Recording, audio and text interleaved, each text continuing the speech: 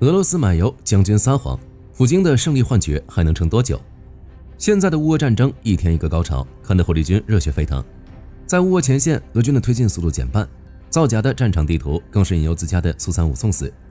也正是因为这些地图，普京还一直觉得自己能赢，只是这种错觉大概不会持续多长时间了。乌军这边不仅在顿涅茨克收复新领土，还采用新战术吊打前线俄军，更是凭一己之力孤立克里米亚。接下来乌俄战场或将迎来新的变化。那么当前的乌俄战场到底是什么样子？乌军又采取了怎样的战术？克里米亚现状如何？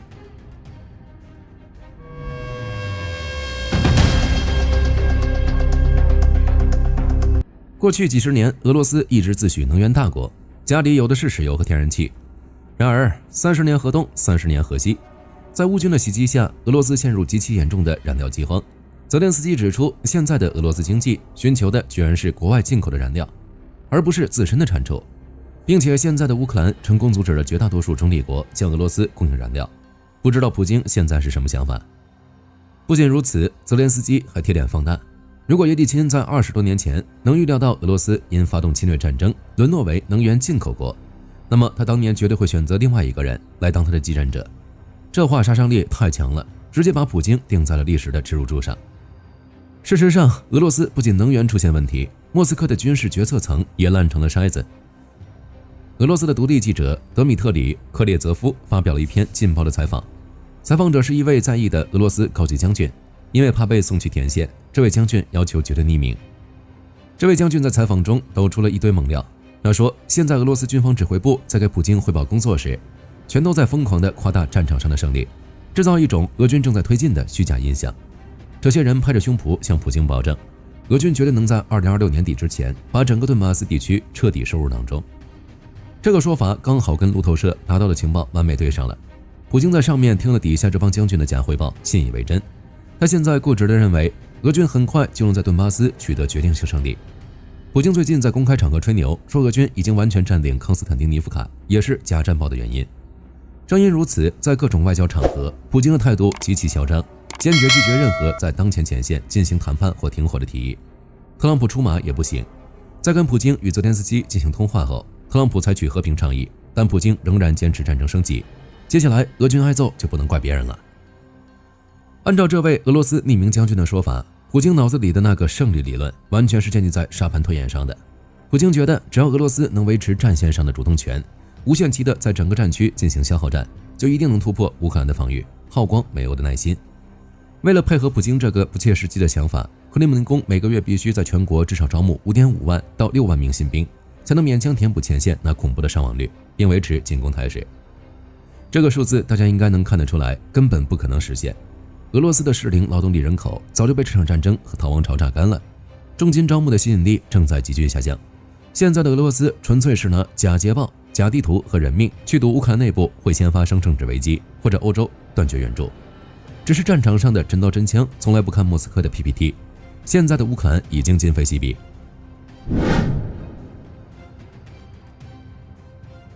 乌克兰武装部队总司令希尔斯基在社交媒体上公布了2026年的战场总结。数据显示，2026年上半年，俄罗斯入侵者在前线的推进速度已经被乌军占据 50% 以上。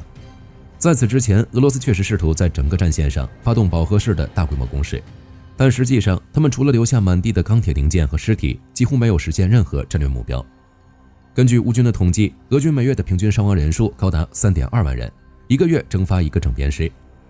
最能说明问题的就是进攻方向的萎缩。在战争初期或者2025年，俄军能同时在13个不同的作战方向上保持高强度的进攻。到了2026年，俄军最多只能在6到7个方向上勉强维持攻势。希尔斯基还顺便展示了乌军的战果，在短短6个月的时间里，乌军使用各种武器，包括远程无人机和海马斯等，命中了俄罗斯联邦境内的697个战略目标，给俄罗斯造成的直接和间接经济损失，保守估计至少在61亿美元以上。在乌俄前线，乌军的局部反击和俄军的进攻比例已经达到了40比60。更让人暖心的是，希尔斯基强调，乌军现在坚决执行每60天进行一次一线人员强制轮换的制度。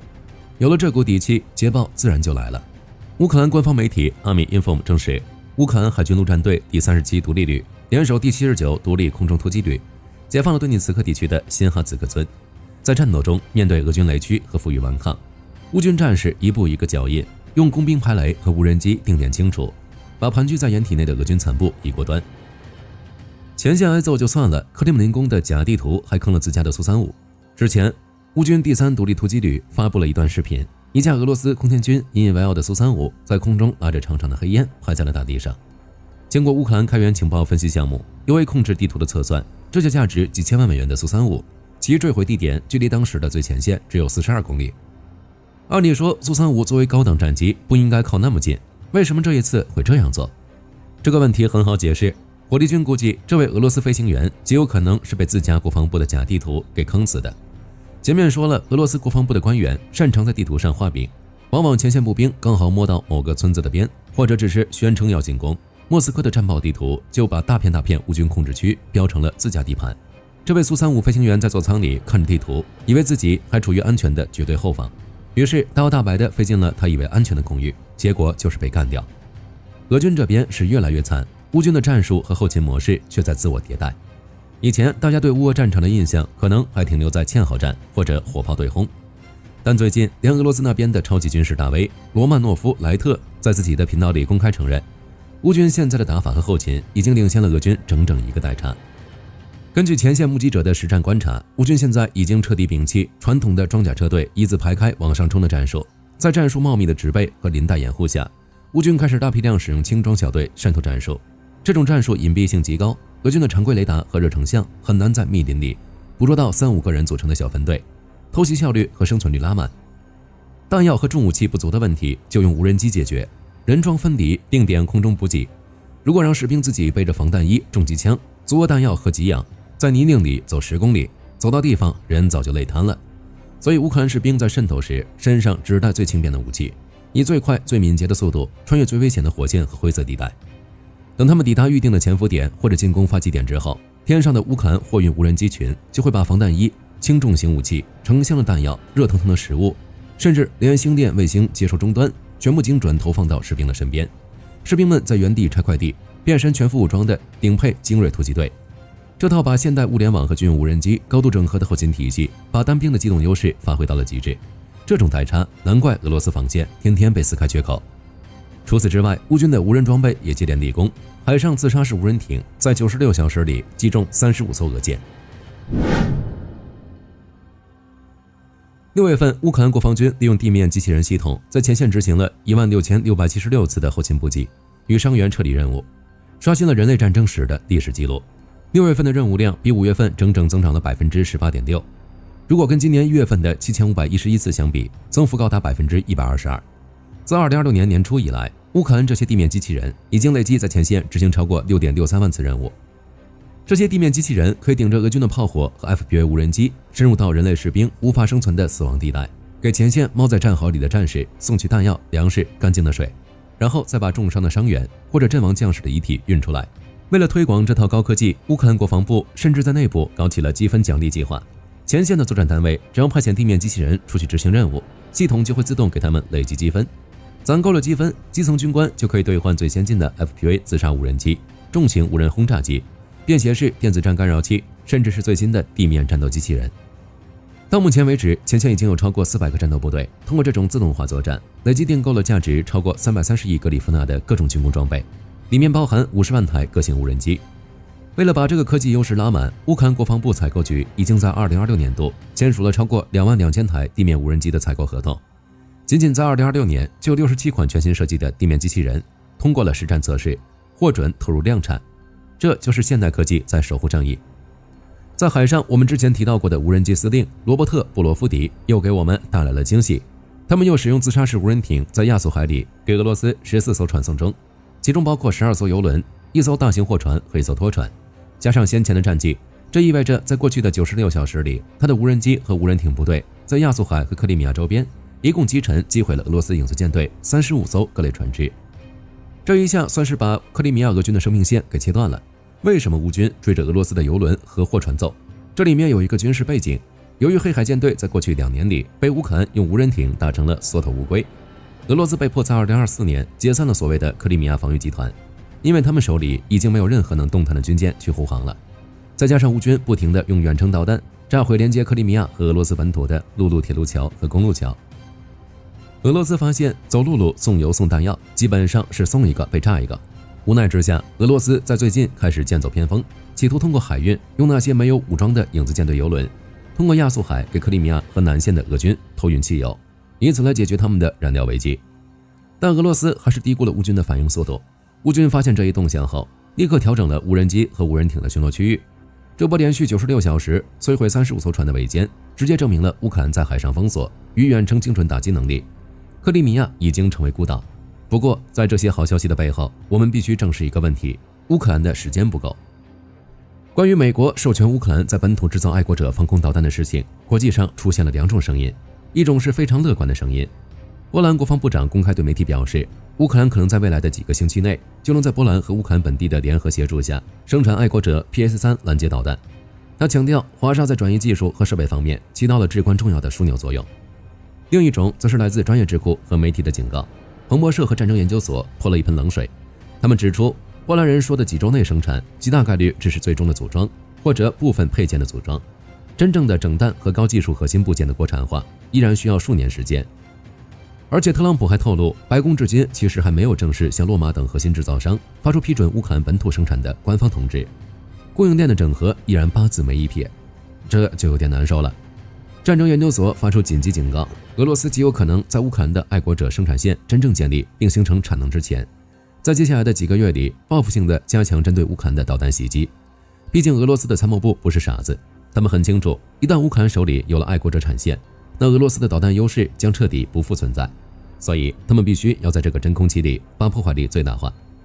目前乌军在拦截巡航导弹和沙赫德无人机上已经做到了接近完美，但面对重型弹道导弹，比如伊斯坎德尔 M， 由于拦截弹药严重短缺，防空网依然存在漏洞。比如在7月上旬的几次袭击中，由于弹药打光，乌军就未能拦截出几枚射向基础设施的弹道导弹。而根据乌克兰军事情报局副局长斯比茨基少将的情报，俄罗斯目前的军工产能依然维持在战时高位，他们每个月能制造出60到65枚伊斯坎德尔弹道导弹，以及多达10枚的 9M728、9M729 巡航导弹。目前，俄罗斯的手里至少为伊斯坎德尔系统储备了200枚 9M723 弹道导弹，110枚各型巡航导弹。他们计划在2026年要向乌克兰的城市倾泻整整700枚弹道导弹和100枚巡航导弹。这是一个极其残酷的现实。